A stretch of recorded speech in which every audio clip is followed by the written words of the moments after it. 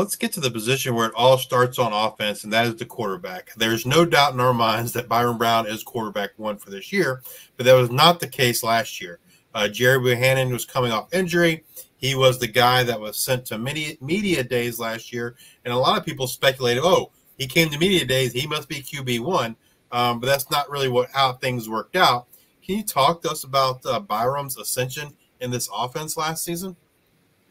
Well, Bohannon got hurt about 2/3 of the year through the 2022 season. Brown came in, played very well at the end of the year, most notably in a game at Tulsa late in the season. Bohannon had a shoulder injury. It was his throwing shoulder, and didn't play in spring ball, and we knew that. Everybody expected that. But when fall ball came around, those of us who get to watch the closed door practice, not the media accessible practices, realized very quickly that Gary wasn't doing very much, and it was pretty clear that he was not going to be physically ready to play in the fall of 2023. They did take him to media days. I think that was mainly an indicator of how much they respected Gary. He's a terrific leader. Players and coaches loved him, and I think even under the circumstances, they were glad to have him speak for the program in that kind of situation. You'd probably have to ask the coaches about this, but it might have been a little bit of a sleight of hand, too, in putting him out there when it was pretty evident that he was unlikely to play during the 2023 year. So Brown got the call, young guy, but getting better literally every week, has a great arm, has great instincts, a lot of the same leadership qualities that Bohannon had, and just a great opportunity to make big plays for this team. So he's certainly the #1 guy coming into this year. You know, I think most college football fans know what Byram can do with his legs, but can you tell us more about that arm and how he's progressing as a passer? He's got terrific arm strength. He can definitely get the ball downfield. I think one of the things he's been working on since last year is accuracy and consistency of accuracy. He was almost like a baseball pitcher sometimes last year, where he'd have an occasional bout of wildness and would miss a guy open downfield. But for the most part, everything is there with him. Arm strength, instinct, and I think it's probably a little bit mechanical sometimes with the accuracy, and knowing the way he works and also the coaching he gets at South Florida, I would expect him to be miles ahead in that this year. So last season, they got a pretty high-profile recruit that a lot of folks were excited for, and Israel Carter. But this offseason, he entered the portal. He ends up coming back to South Florida. What can you share about that situation? What maybe convinced him to come back? And then tell us a little bit about how he has developed as a quarterback. Well, some guys with the portal will go in and take a look around and wind up coming back. And I think South Florida is pretty happy to have him back. He's a fun guy to watch in warm-ups. He will sling the ball all over the field in warm-ups. He really caught our attention doing that a couple of times this year. He did play the bulk of the spring game because they only gave Brown a couple of series, as you would imagine. Got a lot of talent. They found ways to get him on the field last year in a non-quarterback position. They got him the ball in open space a couple of times as a receiver. He had a couple of carries last year. When a guy gets packages designed for him like that, it really tells you two things. Number one, it tells you the coaches really like him and he's doing the right things in practice. But it also tells you that the coaches think he's a potential game breaker. So I think he's got a great future. He's going to be in a battle with Bryce Archie for the 2 spot behind Byram Brown this year. But I think he's a guy that can definitely help in the future. And I would suspect once again this year, they're going to try to find a way to get him on the field in certain packages this season. They also brought another quarterback who who enrolled early, in a true freshman, Marcellus Tate. What can you tell us about him? Well, enrolled early helps a lot because he was here all spring. He did get a couple of snaps in the spring game. They like him. He's got some talent. He's just in a crowded room now as a true freshman. I think it's probably difficult to figure on scenarios where he gets on the field this year. But again, another guy with a great future, and we all know you can't have too many quarterbacks. You got to have that depth. That's something that South Florida has been lacking in a lot of positions over the past couple of years. So it's nice to see them build some depth in that quarterback room. Would you say Tate's the athlete that Brown and Israel are, or is he more of a pocket passer, or does he have mobility as well? He has mobility. I think it's too early to tell to get into comparisons with some of the other guys, but he's definitely an athletic guy. The cameo he got in the spring game was pretty impressive. And, I think we'll see more of him as time goes on. I'm just not sure that 2024 will be the year. So moving on to the running game, Naquan Wright was our RB1 in 2023 and handled about 55% of all the rushes. Do you expect the same type of production in 2024, or do you believe that Western Kentucky transfer Teron Keith will be able to help shoulder some of that load? I think it'll be interesting to see if any newcomers break into the rotation, because there's a pretty good number of running backs coming back. Wright is probably the top guy, but this coaching staff really likes to break things down by committee. They like to wear opponents down, and they love to bring fresh legs at the running back position in for the first time in the second half of games.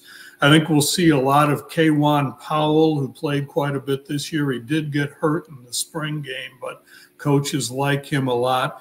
And another really intriguing guy, I think, will be Kelly Joyner. This will be Kelly's last year. He's always been a breakout talent, but he has not really been able to stay healthy. And the coaches love to get the ball to him in space, whether it's a handoff or a reception. If he stays healthy, he's going to get a lot of looks this year. But staying healthy, unfortunately, for him has been a challenge. Moving over back to the passing game, they used a rotation of wide receivers last season. Coffrey Brown heads off to Arkansas. Yusuf Terry is still in the portal, but they do return some production, including second-team all-conference wide receiver Sean Atkins comes back. How big of a deal was it for South Florida to have their first 1,000-yard receiver in program history in Sean Atkins? It was pretty amazing when you think, almost 30 years of football now at South Florida, and some of the guys that have come through this program at the wide receiver position, nobody had 1,000 yards. So here's Sean Atkins, a former walk-on, 5'0", not terribly fast, and he's the first guy to have 1,000 yards receiving. It's a pretty amazing story. He has great hands. He's absolutely fearless going over the middle.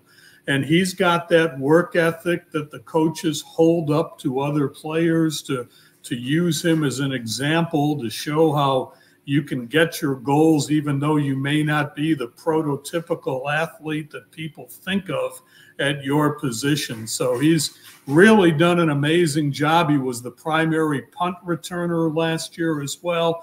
Again, not because he's terribly fast, but because he had great hands and he caught the ball every time returning punts. So he'll be a key factor again. I think you'll see some returnees like Michael Brown-Stevens and Naeem Simmons play major roles at wide receiver once again. And they've got some new blood as well, hopefully to help with the depth there. So you mentioned Simmons and some others. Are there other receivers you think we should know about? And like who, if you had to predict who would join Atkins kind of as the starting wide receivers there in week one, who would that be? Well, I think that'll get sorted out a lot in fall ball, but I think one thing, one guy that's kind of intriguing is Abdur Rahman Yassin. He is a transfer from Purdue. They like him a lot. He's got some size. Some other returnees, Jaquan Smith, never quite put things together last year, but there's a world of ability there as well. So I think that's an interesting area to watch in fall camp, because I think there's some playing time to be won there. Do you think we can expect another 1,000-yard season here for Atkins here in 2024? You know, I think it depends how much they spread it around a little bit. It's certainly conceivable he's going to be a main cog in the offense, as we always go back to. He's got to stay healthy, but it's certainly conceivable based on what he did last year. If you were to describe the tight end usage to someone who's never caught this offense, how would you describe it? Probably not yet what this coaching staff would like. The Alex Golesh offense that he worked with at Tennessee really had some prolific receiving tight ends. Didn't quite have that last year. Weston Wolf is very, very capable.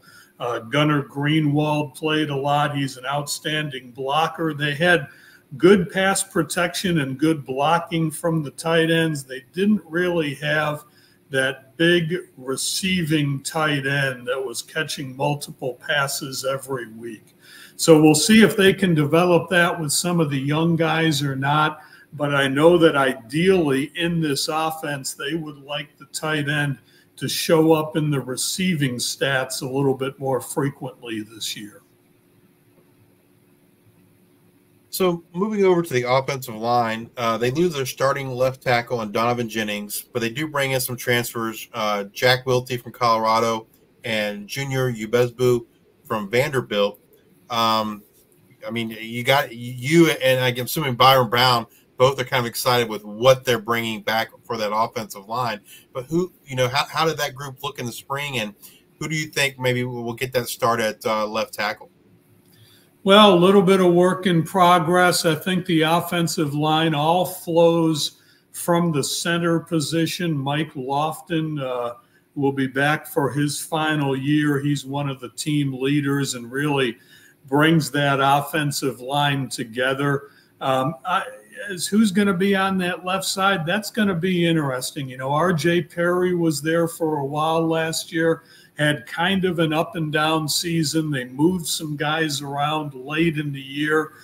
They brought in a true freshman last year, Cole Skinner, who they were willing to redshirt last year, but he was just playing so well, and they were so thin on the offensive line, they decided to play him late in the year, and he really made some big contributions late in the season. Offensive line was one of the thinnest positions that Alex Golesh had to deal with when he took over this program. They're still building that depth.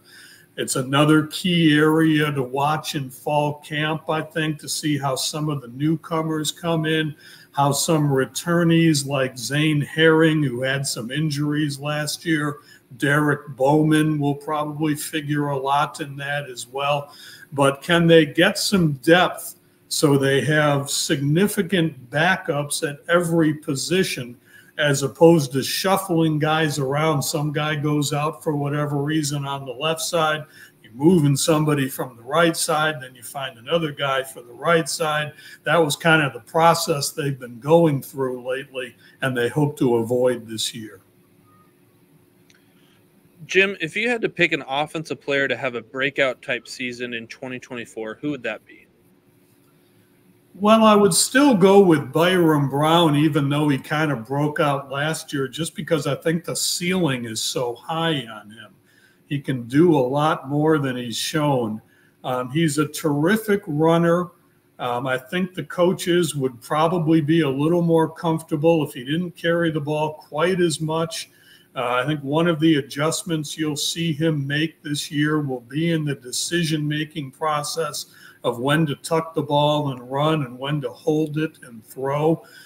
He picks up a lot of yards on the ground, but he took some pretty significant hits last year as well. So I think the coaches will want to protect him a little bit, but I still think there's great chance for even another level or two for Byram this year. The other guy I come back to on offense that I think about a lot is Kelly Joyner, just because I've seen what he can do when he's healthy. And it's just been such a struggle for him with one injury after another the last couple of years. I'd love to see what kind of numbers he could put up, what kind of contributions he could make with a full, healthy year. One, two,